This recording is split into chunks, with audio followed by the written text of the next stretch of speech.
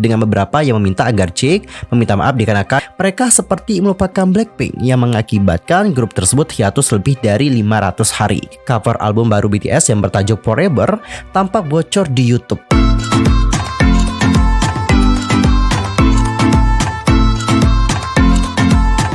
Annyeonghaseyo Cegedul, Yuso Kim Imnida, welcome back to my YouTube channel. Nah, gimana sih kabarnya hari ini? Baik aja dong ya. Dan buat kalian semua yang lagi dalam kondisi nggak baik aja, keep fighting guys, don't give up. Nah, jadi untuk hari ini kita akan ngebahas topik-topik terhangat seputar dunia per-K-popan yang pastinya sangat banget untuk dilewatkan.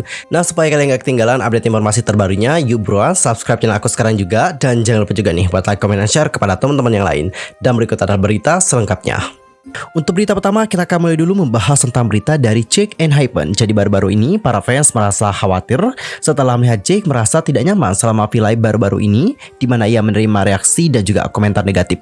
Pada tanggal 18 Februari, penggemar ENHYPEN mempermasalahkan tindakan individu tertentu selama siaran V-Live Jake baru-baru ini. Jadi sebelumnya, para member ENHYPEN masuk ke siaran V-Live sendirian untuk menghabiskan waktu bersama dengan para fans.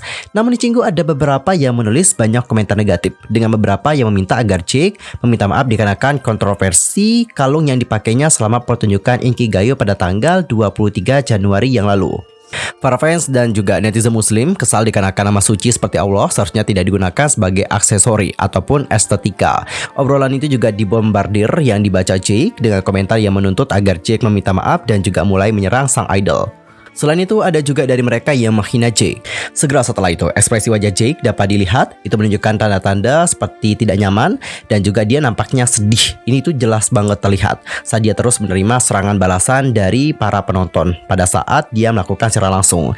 Nah, dengan reaksi lebih lanjut diarahkan pada idol, penggemar ENHYPEN memutuskan untuk mengambil tindakan sendiri untuk melindungi Jake dari serangan tersebut. Para fans menjelaskan bahwa Jake yang mengenakan kalung itu bukan sepenuhnya salah dia, melainkan adalah salah dari para penata gaya agensi yang mendandaninya. Oleh karena itulah, penggemar ENHYPEN mengungkapkan keprihatinannya kepada Jake dan juga mulai mentrainingkan hashtag agar Believe meminta maaf atas kontroversi tersebut. Adapun untuk komentar dari fans antara lain, melihat Jake merasa tidak nyaman selama V-Live, pemotongan staff terlalu berlebihan. Percaya Anda memiliki satu pekerjaan dan juga kelompok untuk dilindungi. Ayo sekarang minta maaf kepada kita semua dan biarkan Jake berbicara jika dia mau. Mereka tidak pantas mendapatkan ini. Jake tidak pantas menerima ini. Hashtag Believe Apologize. Saya merasa sangat buruk deh untuk dia. Dia sepertinya pengen mendengarkan dan juga rela kok membiarkan dirinya dididik tentang masalah tersebut. Tetapi Believe merusak segalanya. Jadi Cinggu ada sebuah video yang menunjukkan bahwa Jake melakukan fan meeting online. Nah, di sana ada seorang fans yang ingin memberitahukan tentang masalah tersebut dan juga memberikan beberapa education kepada Jake, namun waktunya telah habis. Dan berikut adalah videonya. Dapat kalian saksikan bersama-sama. This is super important, so before you give me some time to talk about this. Anyways, to preface this, I'm Muslim and I'm coming from a place of care and respect for you, okay? So I want you to learn from this. Yeah, so basically on your last I'm sorry. But on your Blessed Her stage, the Inkigayo one, right? You wore this necklace that said it said Allah in love you. Lalu ada juga yang berkomentar, hashtag Believe Apologize sekarang itu menjadi trending di Twitter. Believe tidak bisa membuka mata ataupun pikirannya. Anda perlu meminta maaf loh dikarenakan tidak menghormati agama lain. Saya adalah seorang Katolik, bukan seorang Muslim, tetapi saya percaya bahwa Believe perlu meminta maaf atas apa yang telah dilakukan oleh agensi ataupun artis mereka. Dan gimana pendapat kalian tentang hal yang satu ini? Langsung saja sampaikan di kolom komentar. Dan Cinggu, sekarang kita akan masuk ke berita yang kedua, datangnya dari YG Entertainment yang tiba-tiba mengumumkan rencana debut dari girl group junior Blackpink di pasar Jepang. Nah, baru-baru ini informasi tentang girl group baru YG menerima banyak perhatian dari para fans. Banyak teori mengatakan bahwa dikarenakan YG mungkin terlalu sibuk mempersiapkan debut junior, mereka seperti melupakan Blackpink yang mengakibatkan grup tersebut hiatus lebih dari 500 hari. Sambil menunggu girl group atau adik perempuan dari Blackpink untuk debut, pada tanggal 18 Februari, YG tiba-tiba mengumumkan debut dari girl group baru lainnya yang juga merupakan junior sekaligus kerabat jauh dari Blackpink. Nah, girl group tersebut nantinya akan beranggotakan 7 orang member. Nama grupnya adalah XG yang akan debut pada tanggal 18 Maret di Jepang. 7 member ini antara lain ada Churin, lalu ada Chisa, Kokona, Hinata, Maya, Churia, dan juga Harvey. Nah, poster tersebut juga mengungkapkan konsep girl crush keren dari grup tersebut. Ketujuh membernya juga mengenakan setelan hitam yang elegan dan juga sangat kuat. Netizen tidak merasa senang dengan aura badass dari grup tersebut. tersebut. Adapun untuk komentar-komentar dari netizen adalah seperti yang berikut ini. Wow, mereka sangat cantik, tetapi mereka benar-benar punya gambar yang dewasa. Saya hampir mengira mereka adalah baby monster loh. Ternyata mereka akan debut di Jepang toh. Ya Tuhan, auranya. Waduh, kelihatan emang ya sangat karismatik banget. Keren, tapi ada yang bingung dengan pose garis di tengah. Why? Apa yang salah dengan pose garis di tengah? Ada yang bisa kasih pendapat? Langsung aja komen di kolom komentar. Debut grup ini di Jepang sangat menakjubkan. Si Pirang sangat cantik, seluruh kelompok itu ngekill banget. Kenapa grup yang keren tidak debut di Korea? Maybe pasar mereka emang khusus Jepang. Dan sepertinya memang banyak agensi-agensi di Korea yang juga mendebutkan grup-grup mereka di Jepang. Contoh kayak Big Hit sama JYP Entertainment juga mendebutkan grup mereka di Jepang. Dan menurut aku, itu adalah salah satu strategi agensi dan juga tidak ada yang salah dengan pasar yang mereka pilih. Lalu ada juga yang berkomentar, tapi berapa umur anggota grup ini? Gadis di tengah terlihat agak tua. Mungkin bukan tua ya, lebih tepatnya kayak dewasa dikarenakan konsep dan juga gaya makeup. Gaya makeupnya kan dibuat seperti ini, jadi itu yang membuat dia terlihat lebih dewasa. Dan well, gimana pendapat kalian tentang girl group yang satu ini? Langsung saja sampaikan di kolom komentar. Nah, Cinggu, untuk informasi saja, XG adalah proyek yang diproduksi oleh YG Jepang dengan Avex. Nah, sebelum pengumuman debut resmi, XG juga membuat penonton terkesan dengan video penampilan dance yang menarik jutaan penayangan di YouTube. Diketahui bahwa XG punya waktu persiapan yang sangat matang sejak tahun 2017 sebelum resmi debut. Wah, debak ya. Dan nanti kita saksikan saja bagaimana penampilan debut dari girl group baru YG Entertainment yang berada di Jepang. Sangat excited banget untuk menunggu penampilan mereka. Dan sekarang kita akan masuk ke topik yang berikutnya. Ini tuh masih seputar YG Family. Jadi baru-baru ini Game Catchers itu menggoda episode minggu depan di YG Entertainment dengan bintang tamu mulai dari Winner, iKON, Treasure, Jennie Blackpink, dan lainnya.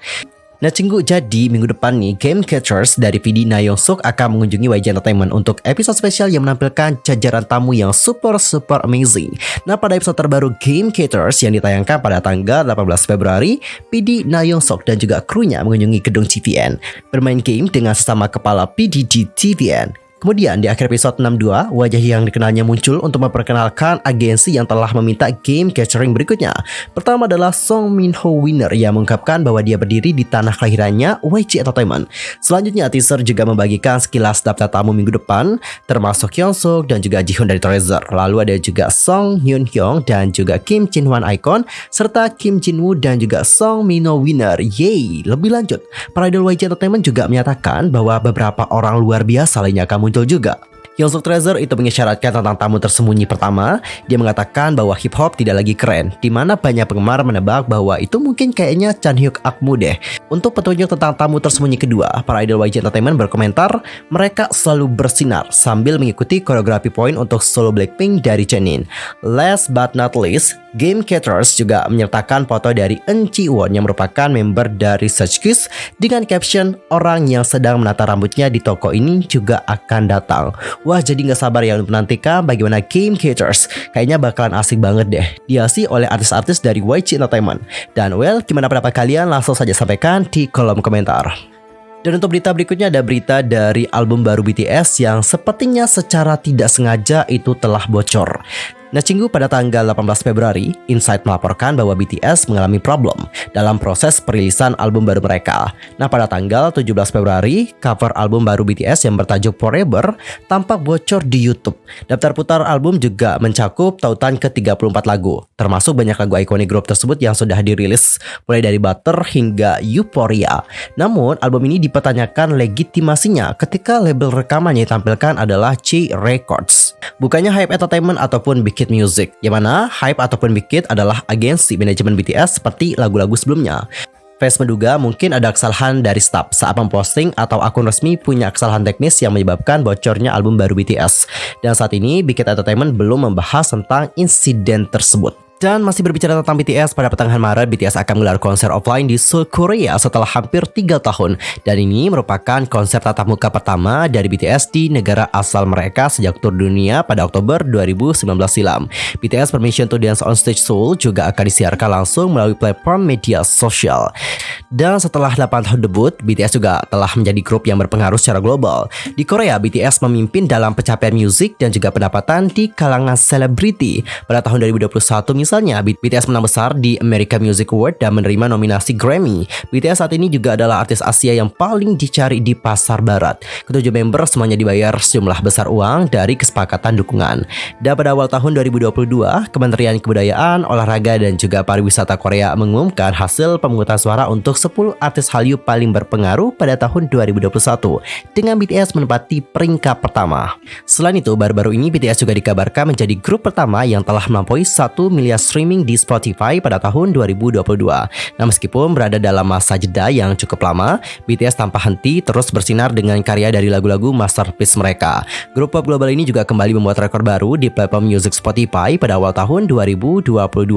Diketahui bahwa grup asal Korea Selatan ini sekarang telah melampaui lebih dari 1 miliar streaming di Spotify pada tahun 2022 untuk semua kredit lagu mereka. Debak ya.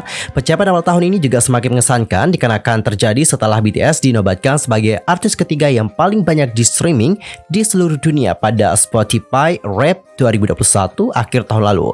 Dengan melampaui 1 miliar streaming di Spotify pada awal tahun ini, menjadikan BTS sebagai grup pertama dan artis Asia pertama yang mencapai tonggak sejarah tersebut. Dan juga kini BTS merupakan artis keempat dunia dengan streaming terbanyak di Spotify pada tahun 2022 sejauh ini. BTS juga tepat berada di bawah The Weeknd, Bad Bunny, Taylor Swift dan berada tepat satu angka di atas Drake. Selain itu, BTS saat ini memiliki 39,7 juta pendengar bulanan dan punya 45,7 juta pengikut di Spotify. Grup ini juga telah melampaui artis Korea lainnya dan menjadikannya yang tertinggi untuk artis Asia yang telah mencapai hal tersebut. Dan untuk berita terakhir ada berita dari Treasure yang telah memecahkan rekor pribadi mereka. The Second Step Chapter 1 terjual lebih dari 700.000 kopi. Wah, debak. Nah, Cinggu, menurut YG Entertainment pada tanggal 19, mini album pertama Treasure, The Second Step Chapter 1 terjual lebih dari 700.000 kopi pada pukul 2 PM waktu Korea Selatan hari sebelumnya. Ini adalah rekor terbaik Treasure untuk menjual satu album. Melihat rasio penjualan berdasarkan negara, Amerika Serikat menyumbang lebih dari 20%. Melampaui Korea, Jepang, Cina, dan Asia Tenggara. Selain itu, wilayah iTunes number 1 album chart telah berkembang pesat dari 18 menjadi 19 negara pada karya sebelumnya menjadi 30 negara. Ini adalah poin yang memberikan gambaran sekilas tentang perluasan fandom dan juga popularitas global dari Treasure. Pengaruh mereka juga semakin kuat di Jepang, negara tempat Treasure pertama kali muncul dan pasar musik terbesar kedua di dunia. Bahkan begitu lagu Jikjin dirilis pada tanggal 15, lagu itu langsung masuk top 100 live music song Jepang. Keesokan harinya mereka juga menyapu peringkat teratas situs musik lokal besar seperti Rakuten Music, Apple Music, iTunes, Eva, dan juga Mumo. Jikjin juga melampaui 10 juta streaming dalam 21 jam setelah dirilis dan 20 juta viewers dalam 19 jam dalam 2 hari, menjadikan popularitas yang tumbuh paling cepat sejak debut dari Treasure. Dan pada tanggal 18 Februari yang lalu, kalian tuh pasti tahu bahwa salah satu member dari Treasure itu merayakan ulang tahun. Siapa lagi kalau bukan sang maknae dari Treasure, yaitu Seo Jong-hwan. Jadi Seo Jong-hwan sudah memasuki usia 18 tahun di Korea dan 17 tahun usia internasional.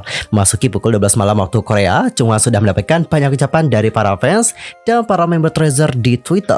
Salah satu fans dari Jong-hwan yang berasal dari Indonesia, yaitu Nyosi ataupun yang akrab dipanggil Kak Sisi, merilis sebuah lagu untuk idolnya tersebut. Nah, lagu yang berjudul Into You ini spesial ia tulis untuk Seo Jong-hwan yang kini sedang berulang tahun.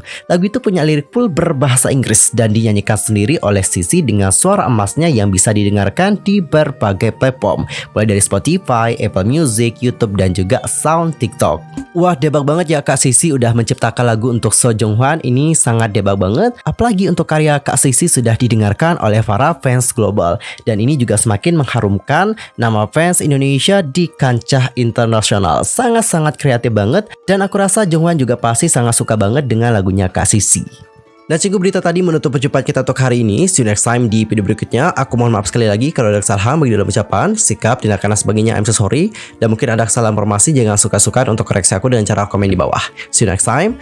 Annyeong. Kamsahamnida. Goodbye.